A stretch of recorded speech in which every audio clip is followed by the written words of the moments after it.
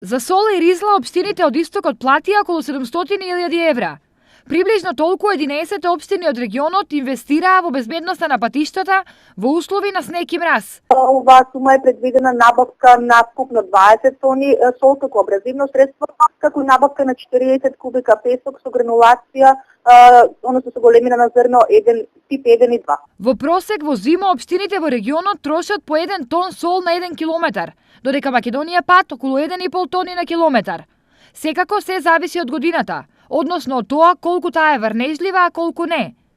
Она што оваа година ја разликува од останатите се набавката на нова опрема за зимско одржување на патишта. Нешто што одамна не се случило. Нашите возила се во исправна состојба, располагаме со ФАП дуплак, со нож и соларка за него.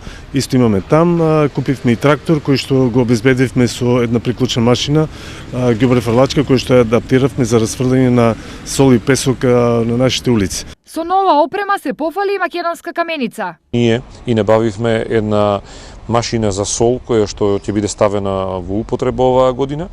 И целата она механизација која што имаме со јавното предпријатие имаше набавка за сол и за песок и се надеваме дека нема да имаме проблеми во овие зимски услови до сите селски средини, до сите мали од општина Македонска каменица.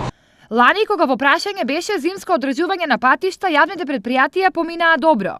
Исклучу Кеберово, каде лошо поминаа граѓаните, зашто снегот остана на улиците се додека сонцето не го стопи. Денешниот прв снег, иако слаб и недоволен за формирање на снежна покривка, сепак предупредува дека солта и ризлата треба да бидат на готов.